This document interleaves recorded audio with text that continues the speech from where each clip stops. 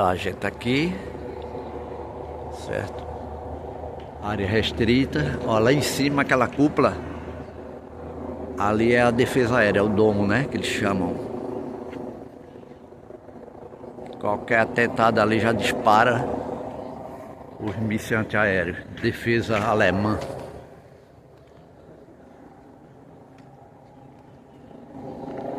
Essa parte aqui.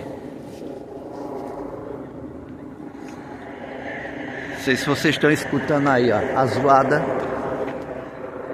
zoada dos helicópteros o tempo todo. A nossa, que é tanto passarinho que voa, isso é... Que bicho é esse? Isso é corvo. É. Não é?